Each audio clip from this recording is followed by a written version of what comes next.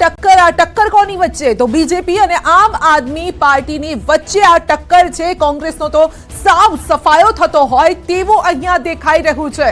तो आप जोई शको छो कांग्रेस 0 बीजेपी 39 बैठक पर अत्यारे आगळ अने आम आदमी पार्टी 31 बैठक पर आगळ चाली रही छे। बीजेपी जेम एक एक डगલું આગળ ભરે છે તેમ આમ આદમી પાર્ટી પણ તેની પાછળ એક એક ડગલા આગળ ભરતી હોય તેવું લાગે છે। ભલે આમ આદમી પાર્ટીનું આ ડગલું આગળ છે પરંતુ આંકડાની રીતે જોઈએ તો પાછલા વર્ષોના મુકાબલે આ જે ડગલું છે પાછળ થતું હોય તેવું જરૂરથી અહીંયા દેખાઈ રહ્યું છે। તો બીજેપી 39 બેઠક પર આગળ ચાલી રહી છે અને 27 વર્ષ બાદ ફરી એકવાર સવારથી અમે એ જ વાત કરી રહ્યા છે કારણ કે મોટી આ ચૂંટણી મોટો આ જંગ બીજેપી માટે પણ છે। 27 વર્ષ બાદ સીએમની ખુરશી પર બેસવાનો આ મોટો અવસર બીजेपी ने મળવા જઈ રહ્યો છે આંકડાના હિસાબે। मेरा राष्ट्रीय नेतृत्व हमारा मार्गदर्शन करता है। राष्ट्रीय अध्यक्ष जी माननीय गृह मंत्री जी समय समय पे हमें हमारी गलतियां भी बताते रहे और हमने सीखने का काम किया। सभी कार्यकर्ताओं का कलेक्टिव एफर्ट्स है जिसका आज परिणाम दिख रहा है। हालांकि अभी बहुत कुछ कहना बना रहे हैं बहुमत कैसा महसूस फीलिंग क्या है इस समय? एक बच्चा जो एग्जाम देता है वो अच्छे परिणाम की प्रतीक्षा करता है। मैं उसी प्रतीक्षा में हूँ। अब आम आदमी पार्टी से दूर हो गया है, रुझान में वो दिख रहा है, एग्जिट पोल में भी दिख रहा था और मुझे लगता है कि आज रिजल्ट वैसा ही होगा कि आम आदमी पार्टी ने जिस प्रकार से अकर्मण्यता दिखाई, जैसे उन्होंने जनता को तकलीफ दिया, स्वयं भ्रष्टाचार किया, शीश महल की प्रवृत्ति रही, तो आज जनता उसका रिजल्ट दे रही है और मुझे पूरा विश्वास लगता है कि अंत तक ऐसे ही रिजल्ट आएगा। एक और जो चीज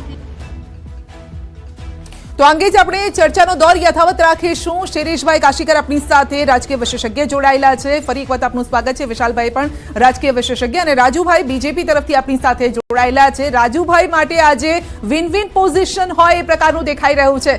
રાજુભાઈ મીઠાઈ ક્યારે ખવડાવી રહ્યા છો લોકોને, તમારી જનતાને?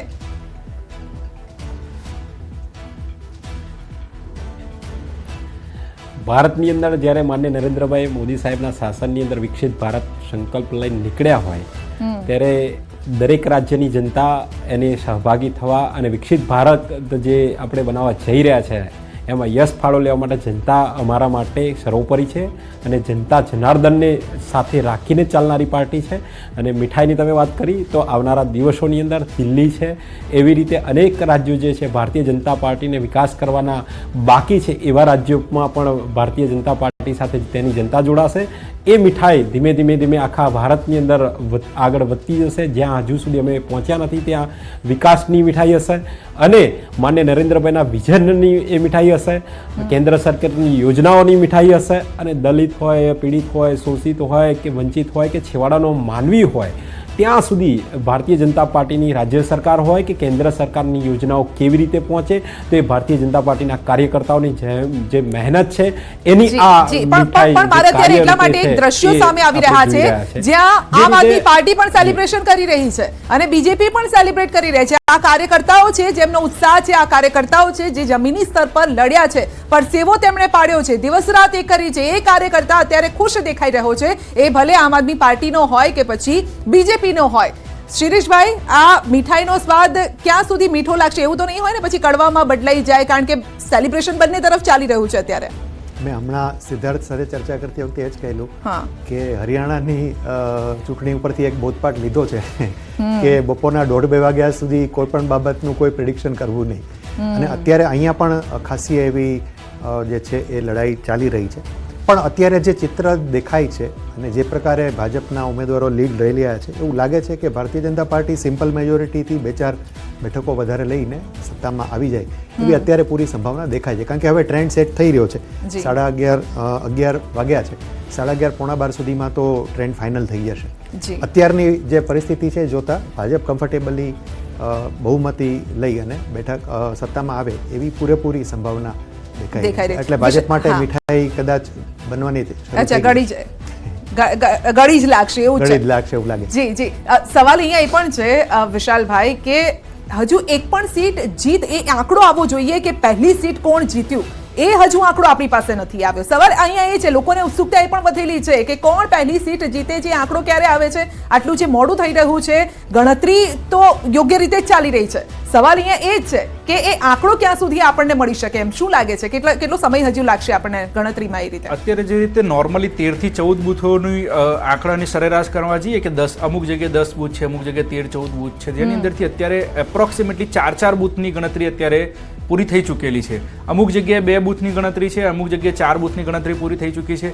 અને જે રીતે અત્યારનો સૌથી પહેલા બેલેટ પેપરની 1 કલાકનો સમય ગણવામાં આવ્યો હતો, એટલે એક સિમ્પલ વસ્તુ કહી શકીએ કે 1 થી 1.5 વાગે આપણી પાસે 90% પિક્ચર ક્લિયર થઈ જશે. ક્યાંક ફરીથી રીકાઉન્ટિંગની ગણતરીની વાતચીત કરવામાં આવે તો ક્યાંક આગુ પાછું થઈ શકે ટાઈમિંગમાં, પણ 1 થી 1.5 વાગ્યાનો ટાઈમિંગ જે હશે કે 1 થી 1.5 વાગ્યા સુધીમાં પિક્ચર ક્લિયર થઈ જશે. કારણ કે અત્યારે જે જોઈ રહ્યા છીએ આપણે, જે રીતેના આંકડા જોવા મળી રહ્યા છે, ક્યાંક ભારતીય જનતા પાર્ટી 43-44 ઉપર આગળ વધતી હોય છે, તો ક્યાંક આમ આદમી પાર્ટી પણ 31-32 ની આજુબાજુ પહોંચી જતી હોય છે, અને ક્યાંક ભારતીય જનતા પાર્ટી અને આમ આદમી પાર્ટી વચ્ચે 2 થી 5 સીટોનો જ ફરક રહી જતો હોય છે.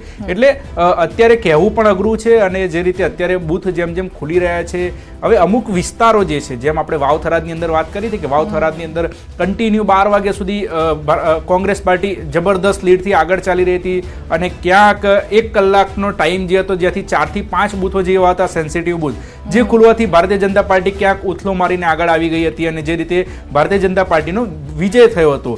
એમ અત્યારે જે રીતે ઇલેક્શન કમિશનના આંકડા જોવા જઈએ, અત્યારે જે રીતે એક્ઝિટ પોલના આંકડા, એક્ઝિટ પોલ તો અત્યારે આપણે સાઈડમાં જ રાખીએ, કારણ કે જે રીતે અત્યારે આપણને જે ચિત્ર જોઈ રહ્યા છીએ આપણે, એ ક્યાંક હજુ અલગ જોવા મળી રહ્યા છે. પરંતુ અમુક જે વિસ્તારો જે આપણે કહી શકીએ કે અમુક જે વિસ્તારો છે પ્રોડક્ટિવલી આમ આદમી પાર્ટીના વોટિંગ હતું, ત્યાં ક્યાંક ભારતીય જનતા પાર્ટી અત્યારે ક્યાંક બહુ લીડથી આગળ જઈ રહ્યું છે, જે આમ આદમી પાર્ટીને નુકસાન કરવા માટેની જગ્યા બતાવી દીધી છે કે આ જગ્યા ઉપર જો આમ આદમી પાર્ટીને નુકસાન થાય છે તો ક્યાંક સત્તા ગુમાવવાનો પણ ડર રહેલો છે.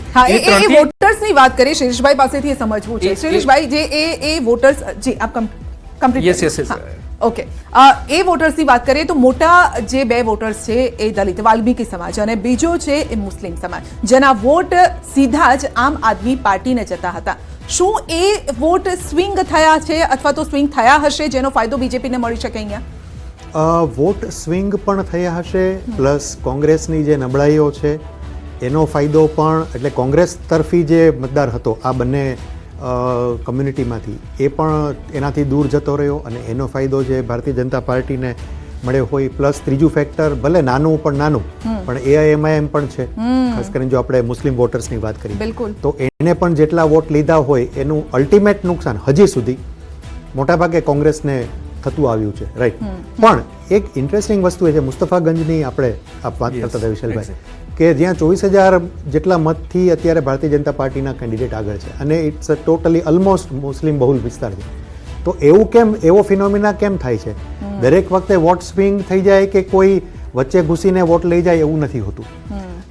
આ મુસ્તફાગંજને જો આપણે એક સેમ્પલ તરીકે લઈએ તો એવું પણ કહી શકાય કે લોકો ધીરે ધીરે ભારતીય જનતા, એટલીસ્ટ દિલ્હીમાં ભારતીય જનતા પાર્ટી તરફ વળી રહ્યા છે, રાઈટ. એટલે આપણે એવું માની લેવું જરૂરી નથી કે ભાઈ બધા મુસ્લિમ વોટર્સ છે માત્ર કોંગ્રેસને જ વોટ આપે કે AIMIM ને આપે કે કદાચ આમ આદમી પાર્ટીને આપે, નોટ નેસેસરીલી, રાઈટ. અલગ અલગ જગ્યાએ અલગ, શકુર બસ્તીની વાત કરી, શકુર બસ્તીમાં આમ આદમી પાર્ટી આગળ ચાલે છે, રાઈટ, એવું નથી.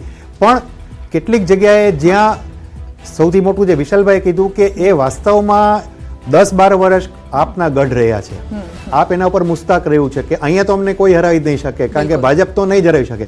ત્યાં ઉલટું થઈ રહ્યું છે, ભાજપ ત્યાં આગળ વધી રહ્યો છે. That is the red signal for Aam Aadmi party કે ભાઈ એનો જે એક પાક્કો વોટર બેઝ જેને ગણતા હતા એમાં હવે ભારતીય જનતા પાર્ટી આવી ગઈ. જી રાજુભાઈ, એટલે એ જે વોટર હતો તેના પર આપે દારમદાર પણ રાખ્યો, આપે નજર રાખી, અને આપે ત્યાં પહોંચવાનો પ્રયત્ન પણ કર્યો.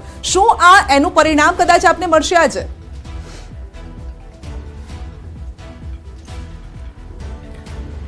ચોક્કસ. ભારતીય જનતા પાર્ટીના કાર્યકર્તાઓ અને ભારતીય જનતા પાર્ટીના ઉમેદવાર એમની એક વિઝન સાથે, સંકલ્પ સાથે માનનીય નરેન્દ્રભાઈના નેતૃત્વમાં જે પણ વિકાસને વેગ આપવાના છે, એવા જ મેં કહ્યું કે ગ્રાઉન્ડ લેવલે જઈ અને લોકોને સાંભળવાના, એમની પરિસ્થિતિ સમજવાની અને તકલીફો કઈ રીતે પડે છે એને દૂર કરવાના પ્રયત્નો આ ભારતીય જનતા પાર્ટીની સરકાર કોઈ પણ રાજ્યમાં હોય અને ભારતીય જનતા પાર્ટીના કાર્યકર્તામાં એક મોટી આવડત છે.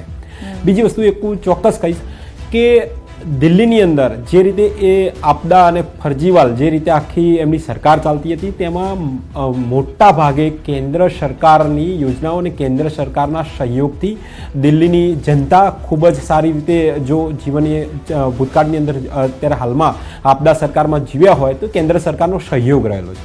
હવે આવનારા દિવસોમાં એ ઓળખી ગઈ પબ્લિક, લોકો જનતા ઓળખી ગયા આપદા આખી એમની ફરજીવાલની ગેંગને, ત્યારે કૌભાંડથી દારૂનો હોય કે કોઈ પણ જળનું હોય, જળ વિભાગનું હોય કે કોઈ પણ કૌભાંડ હતો ઓળખી ગયા. એ પછી એમને નિર્ણય કર્યો કે આપણે અત્યારે હાલમાં આપણે કહેવું ખૂબ જ વહેલું છે, પણ 100% હું ડંકાની ચોટ સાથે કહું છું કે દિલ્હીની અંદર ભારતીય જનતા પાર્ટીની સરકાર બને છે, એમાં કોઈ શંકાને સ્થાન નથી. સીટો જણાવશો? મારો કહેવાનો મતલબ એ છે કે જનતાએ એમને 10 વર્ષ આપ્યા હોય, પણ હવે જી બેઠક જી ન ભૂતો ન ભવિષ્ય જેટલી હું એવું ચોક્કસ કહીશ કે ભારતીય જનતા પાર્ટી ખૂબ મોટી લીડ સાથે ખૂબ માર્જિન સાથે 49 જેટલી બેઠક હતી. હવે ભારતીય જનતા પાર્ટીની સરકાર એને કટ કરી શકશો, લીડ મેળવી શકશો એનાથી વધારે? જી રેકોર્ડ બનાવવા જઈ રહી છે. અચ્છા, રેકોર્ડ તોડ જીત, એટલે જીત પણ જેવી શિરીષભાઈ, જીત પણ જેવી તેવી નથી જોઈતી, રેકોર્ડ તોડ આ જીત જોઈએ છે. કહેવાવું જોઈએ, ઇતિહાસમાં લખાવવું જોઈએ નથી જોઈતી. એ અમારા સંકલ્પમાં, એ અમારા સંકલ્પની અંદર, અમારા કાર્યની અંદર ઇતિહાસ બનાવવા ભારતીય જનતા પાર્ટી હંમેશા ઇતિહાસને વરેલી છે અને ઇતિહાસ રેકોર્ડ બ્રેક હોય છે. જી હા, શિરીષભાઈ, છેલ્લી 2 ચૂંટણીઓમાં આમ આદમી પાર્ટીએ પણ રેકોર્ડ બ્રેક જીત મેળવી હતી ને.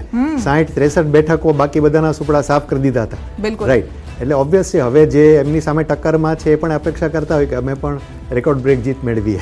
પણ માની લો આ રેકોર્ડ, કારણ કે શિરીષભાઈ આની પહેલા કીધું કે જીતની નજીક, એટલે જે આંકડા હશે એ કદાચ જે મેજિક ફિગર છે એની નજીક પહોંચશે આંકડા. માની લો કે બીજેપી 40-42 ની આસપાસ, 45 ની આસપાસ રહે છે, પણ રેકોર્ડ તોડવો હોય જૂની જીતોના, તો પછી એના માટે ક્યાંકથી સેટિંગ પણ કરવું પડે. અને એટલા માટે જ વિશાલભાઈ, આપણે તો ખબર જ છે કે આમ આદમી પાર્ટી પહેલેથી જ આરોપ લગાવવા માંડ્યા કે ભાઈ કરોડોમાં અમારા જે ઉમેદવારો છે તેમના ખરીદવામાં આવી રહ્યા છે અને આવા લોભામણી લાલચો આપવામાં આવી રહી છે. એક બીજી વસ્તુ તમને આની અંદર અત્યારના જે પરિણામ છે એ મુજબ તમને કહેવા માંગીશ કે આની અંદર જે અત્યારે ઇલેક્શનના જે પરિણામને જે આંકડા જોવામાં મળી રહ્યા છે એની અંદર આપણે 3 વસ્તુની અંદર અત્યારે એનાલિસિસ આપણે કરી શકીએ. એક વસ્તુ એ છે કે જે એકદમ મધ્યમ, એકદમ ગરીબ વર્ગ કે જે રોજનું કમાવાવાળો છે, કે જેની નાની નાની સ્ટોલ, દુકાનો, જે આપણે ચાંદની ચોક એરિયાની અંદર કહીએ એ પબ્લિક. બીજી પબ્લિક કે જે બીજી પબ્લિકની અંદર જે રાજનીતિ કરવામાં ધર્મની રાજનીતિ, અને ત્રીજી જે છે એ સૌથી વધારે કે ફેસને લઈને જે રાજનીતિ થઈ ગઈ કે આ ફેસ જે છે એ આ રીતે જેલની અંદર જઈને આવ્યા તો પબ્લિક માટે શું કાર્ય કરશે, અને જે રીતે જે એમના શીશ મહેલો બતાવવામાં આવ્યા, કે જે રીતે એમના પ્રોપર્ટીઝ અને જે રીતે અત્યારે કાંડ જે એમના કેસો દર્જ કરવામાં આવ્યા એની રાજનીતિ. આ 3 વસ્તુની અંદર એક વસ્તુ આમ આદમી પાર્ટી માટે એક સારી સાબિત થઈ છે. અત્યારે જોઈ શકીએ છીએ કે જેમનું મોડલ ટાઉન હોય, સદર બજાર હોય, ચાંદની ચોક હોય કે પછી એમની કરોલબાગ હોય, કે જે આ એક વર્કિંગ એરિયા જે કહી શકીએ કે જ્યાં આગળ મોસ્ટલી બધા વર્કર્સ રહી રહ્યા છે, એ એરિયાની અંદર ક્યાંક ને ક્યાંક આમ આદમી પાર્ટી લીડથી આગળ વધી રહી છે. પરંતુ જે એમના ફેસ કે અરવિંદ કેજરીવાલ કહી લો, મનીષ સિસોદિયા કહી દો કે આતિશી કહી લો, જે અત્યારે હાલ પણ બિલકુલ પાછળ ચાલી રહ્યા છે. એટલે આ ટ્રેન્ડની અંદર, અને જે રીતે આપણે વાતચીત કરી કે જે એરિયા જે કોંગ્રેસના વોટર્સ રહેલા હતા કે મુસ્તફાબાદ હોય કે જેની અંદર અત્યારે ભારતીય જનતા પાર્ટી આગળ ચાલી રહી છે, અને અત્યાર સુધીના તમે રિપોર્ટિંગ જોઈ લો કે ગ્રાઉન્ડ રિપોર્ટિંગ જોઈ લો, ત્યાંની પબ્લિકના મોઢે એ વસ્તુ સાંભળવામાં આવ્યું છે કે 2020 પછી જે દંગા, 2020 ની અંદર જે દંગા થયેલા હતા ત્યાર પછી ભારતીય જનતા પાર્ટીને એક્સેપ્ટ કરવામાં નહીં આવે. એ જ જગ્યાની જે વાત કરીએ કે મુસ્તફાબાદની અંદર અત્યારે હાલ જે છે એ ભારતીય જનતા પાર્ટી જે છે 36,000 વોટથી આગળ ચાલી રહી છે. એટલે આપણે જે બીજી ધર્મની રાજનીતિ જે કહીએ એની અંદર પણ ક્યાંક ભારતીય જનતા પાર્ટીને SC/ST વોટ પ્લસ જે મુસલમાન કોમ્યુનિટીના વોટની અંદર ક્યાંક ભારતીય જનતા પાર્ટી ઊણી ઉતરી છે. અને જે રીતે ગ્રાઉન્ડ લેવલ એમનું વર્ક જે કહી શકીએ કે જે દર વખતે પ્રચલિત છે કે ભારતીય જનતા પાર્ટી જ્યારે એન્ડ વખતે જે પ્રચારકો ઉતારતી હોય છે, જે કાર્યકર્તાઓ, જે 45,000 થી વધારે કાર્યકર્તાઓ 15% વોટ માટે એ લોકોએ જે ઉતાર્યા હતા, અને જે રીતે પ્રચાર પ્રસાર યુપી MP થી જે રીતે બોલવામાં આવ્યા હતા લોકોને, એ પ્રચાર પ્રસાર ક્યાંક આની અંદર વધારે કામ કરી ગયો છે. પણ જ્યાં આપણે વાતચીત કરીએ કે આગળ વાતચીત કરી હતી કે આની અંદર ભારતીય જનતા પાર્ટી પણ ક્યાંક ને ક્યાંક જે રીતે આમ આદમી પાર્ટીએ જે જાહેરાતો કરી હતી કે ફ્રીની વાતચીત હોય કે વાતચીત હતી કે ફ્રીની રેવડી વેચવી, પણ ક્યાંક ને ક્યાંક ભારતીય જનતા પાર્ટી પણ આનો એક લાભ આની અંદર એમને મળી રહ્યો છે, કારણ કે એમને પણ ક્યાંક ને ક્યાંક આવી જાહેરાતો કરી છે કે અમે આટલી વસ્તુ ફ્રી આપીશું, કારણ કે જરૂરિયાત છે, ત્યાંની પબ્લિકની નીડ છે, એટલા માટે જાહેરાત કરવામાં આવી. અને એ બધા ફેક્ટરને જ્યારે ભેગું કરવામાં આવે, જે અત્યારે સીટની અંદર આપણને કન્વર્ટ થતું જોવા મળી રહ્યું છે, અને જે નરેન્દ્રભાઈ મોદીનો જે ફેસ, આપણે બીજી વાત કરીએ છીએ કે ભારતીય જનતા પાર્ટી કે એના ઉમેદવારને જોઈને નહીં, પરંતુ નરેન્દ્ર મોદીના ફેસને જોઈને અત્યારે આંકડાઓની અંદર અને દર વર્ષે જે આપણે જે ઇલેક્શનોની અંદર જોઈ રહ્યા છે કે જે સીટો જેમ જેમ વધતી ગઈ છે, એ નરેન્દ્રભાઈ મોદીના ફેસના કારણે આ સીટની અંદર વધારો જોવા મળી રહ્યો છે. અને પ્રચારમાં પણ વિશાલભાઈ એ જ કીધું ને, ડબલ એન્જિનની સરકાર બનશે, જો અહીંયા આવશે તો ડબલ એન્જિન સરકાર. હું વિશાલભાઈની વાતમાં એક ઇન્ટરેસ્ટિંગ ફેક્ટર જોઉં. 2019માં 2020માં ફરીથી સરકાર આવી, 2019માં પણ કેન્દ્રમાં તો ભાજપની સરકાર હતી, નરેન્દ્રભાઈનો જ ફેસ હતો, રાઈટ? તો ત્યારે કેમ ભારતીય જનતા પાર્ટી સરકાર ન બનાવી શકી? પણ આ છેલ્લા 5 વર્ષની અંદર જે તેજીથી ઘટનાક્રમો થયા છે અને જે ઝડપથી આમ આદમી પાર્ટીનું દિલ્હીમાં પ્રતિષ્ઠાનું ધોવાણ થયું ને, એને બહુ મોટો ફટકો માર્યો છે. ભ્રષ્ટાચારનો હોઈ શકે સૌથી મોટો, કારણ કે ભ્રષ્ટાચાર હટાવવાના મુદ્દા ઉપર તો એ લોકો સત્તામાં આવ્યા હતા, બાકી બધી વસ્તુઓ તો બરોબર છે. નિશાન જ એનું સાબિતી છે કે ભાઈ સફાયો કરવાનો છે, એ જે તો એની સાબિતી હતી. યસ, બાકી હેલ્થ માટે કામ કરવું, એજ્યુકેશન માટે કામ કરવું, એ તો મેન્ડેટ છે તમારું, પણ લોકોએ તમને એના માટે ત્યાં સ્તર પર બેસાડ્યા હતા કે તમે લોકપાલ લાવશો, તમે ભ્રષ્ટાચાર હટાવશો અને તમે એક ઓલ્ટરનેટિવ પોલિટિક્સ આપશો, જે ભાજપ પણ નથી આપતો અને કોંગ્રેસ પણ નથી આપતો. એનાથી તદ્દન વિપરીત થયું. ત્રણ મહત્વના નેતાઓ આમ આદમી પાર્ટીના ભ્રષ્ટાચારના ગંભીર આરોપોમાં, જેમને 2 મહિના સુધી જામીન ના આપ્યા, સુપ્રીમ કોર્ટે જામીન ના આપ્યા, જેલમાં હતા, હમણાં જામીન ઉપર એ બહાર આવ્યા છે. તો એની બહુ એક મોટી ઇમ્પેક્ટ છે. અને ભારતનો મતદાતા છે ને, એ આંધળો નથી કે મૂર્ખ પણ નથી, એ જોવે છે કે આપણે કયા દ્રષ્ટિકોણથી આ લોકોને સત્તામાં લાવ્યા હતા અને હવે આ લોકો શું કરી રહ્યા છે. ભલે એક બીજી મહત્વની વસ્તુ વિશાલભાઈ, કે નેરેટિવ, આખી ગેમ છે ને નેરેટિવની, રાઈટ? તમે જેમ કે ભાજપના પ્રવક્તા છે ને, એ 2 શબ્દો સતત વાપરે છે અને શબ્દો આખી ચૂંટણીમાં સતત વપરાયા, ફરજીવાલ અને હજી એક કંઈક શબ્દ શીશ મહેલ, રાઈટ? આ 2 સતત શબ્દો વપરાતા રહ્યા છે, જેને કારણે લોકોને મગજમાં આ વાત આવી કે હા યાર, વાત તો સાચી છે, આ વાત હજી કહેતા હતા નથી, કંઈક ઊંધું જ થઈ રહ્યું છે. મહાકુંભ આવી ગયો, જે એ પણ થઈ ગયું મહાકુંભની અંદર. અને બીજી વસ્તુ બજેટ ફેક્ટર, આ બજેટ ફેક્ટર પણ એની અંદર ક્યાંક કામ કરી ગયું કે જે રીતે 12 લાખનો જે સ્લેબ હતો, જે મધ્યમ વર્ગને ખુશ થઈ ગયો, એને જે રીતે ખુશ કરવામાં આવ્યો. એટલે બજેટ પ્લસ યમુનાનો મુદ્દો, જે મહાકુંભનો મુદ્દો, અને વોટર્સોને જે અત્યારે સ્પેશિયલી ગ્રાઉન્ડ ઉપર ઉતારીને એમની જે નજર સામે જે એમની ગંદકી, પાણીના પ્રશ્નો, દિલ્હીની અંદર મેઇન પાણીનો પ્રશ્ન હતો, ત્યાં આગળ ક્યાંક કદાચ ભારતીય જનતા પાર્ટીના વોટ વધવા, સીટ વધવી એનું કારણ બની શકે. જી રાજુભાઈ, જે આરોપ બીજેપી પર લગાવવામાં આવતા હતા આમ આદમી પાર્ટી તરફથી ભ્રષ્ટાચારના, આ દાવ ઊંધો પડ્યો કે શું?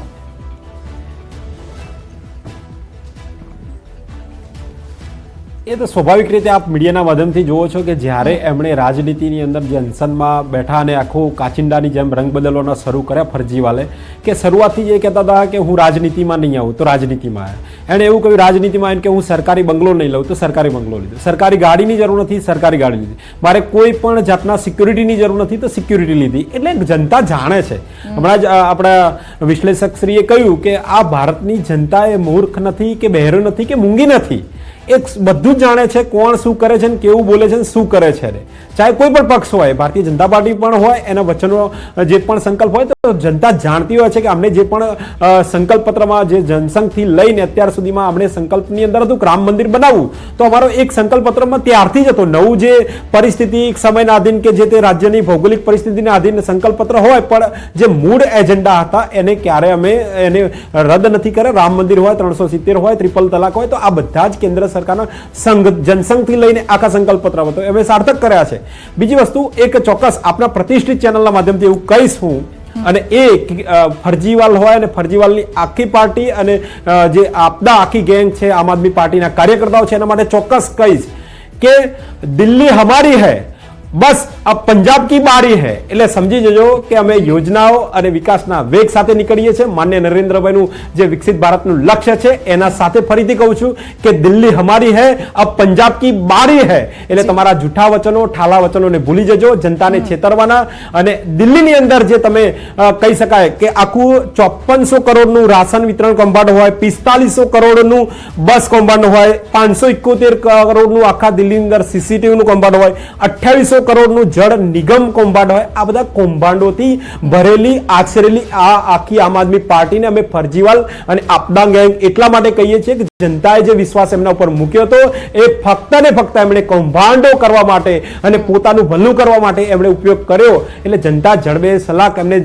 જવાબ આપ્યો છે આ ચૂંટણીની અંદર અને આવનારા દિવસોની અંદર તમે જોજો વારંવાર હું કહેતો હોઉં છું આમ આદમી પાર્ટી એક ભૂતકાળ બની જશે પોલિટિકલ ટુરિસ્ટની જેમ આવેલી પાર્ટી કાચિંડાની જેમ રંગ બદલતા એના નેતાઓ એક ભૂતકાળ બની જશે પછી મારે સવાલ એ વારંવાર પૂછવો કહેતો આવ્યો છું છે કે તમે કોંગ્રેસનો સફાયો કર્યો તમે આમ આદમી પાર્ટીનો સફાયો કરશો લડશો કોની સામે પછી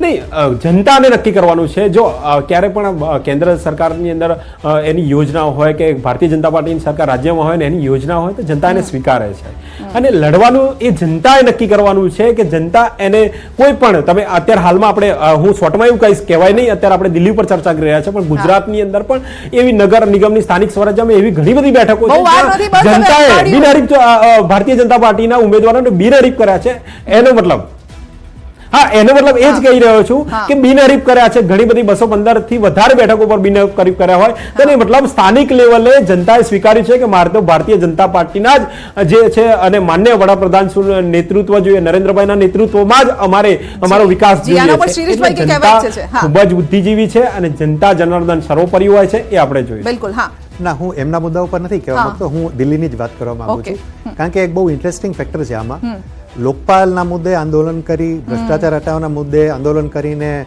કેજરીવાલ એન્ડ કંપની સત્તામાં આવી અને ત્યારે એમણે ડંકે કી ચોટ પર કીધું હતું કે આ શીલા દીક્ષિતની સરકાર મહાભ્રષ્ટ છે અને એમણે આટલા કૌભાંડો કર્યા છે અને અમે બધાની તપાસ કરાવડાવશું અને અમે એમને ખુલ્લા પાડીશું વોટ હેપન્ડ છેલ્લા 12 વર્ષની અંદર એક પણ કૌભાંડ એ ના તો સાબિત કરી શક્યા ના તો કોઈને ખુલ્લા પાડી શક્યા કશું થઈ શક્યું નહીં હવે અત્યારે તમે જુઓ ભારતીય જનતા પાર્ટીના પ્રવક્તાએ પણ એ જ વાતો કરી રાઈટ કે આટલા કરોડના કૌભાંડો પંજાબમાં અને દિલ્હીમાં થયા છે હવે ભારતીય જનતા પાર્ટીની પણ એ જવાબદારી બનશે કે માનો કે જો એ સત્તામાં આવે છે રાઈટ જે દેખાય છે અત્યારે કે કદાચ સત્તામાં આવશે જો એ સત્તામાં આવશે તો એને અત્યારે તો જે આ 3 લોકો ઉપર કેસ ચાલે છે એને આગળ વધારવા જ પડશે પ્લસ એમણે જે કૌભાંડોની વાત કરી છે કે આટલા કૌભાંડો છે એ બધામાં કૌભાંડોમાં એમણે કામ ચલાવવા પડશે અને લોકોમાં એ સાબિત કરવું પડશે કે અમે કહેતા હતા કે આ કૌભાંડ છે એટલે ખરેખર કૌભાંડ હતું આ લોકોએ ખરેખર ભ્રષ્ટાચાર કર્યો છે નહીં તો શું થશે કે 2 વર્ષ પછી લોકો ફરી પાછું એ જ વિચારશે કે તો આના કરતા આમ આદમી પાર્ટી શું ખોટી હતી એ લોકો એવું જ કહીને સત્તામાં આવ્યા હતા તો ભાજપ એવું ન કરે અને ભાજપે એ વસ્તુનું ખાસ ધ્યાન રાખવું પડશે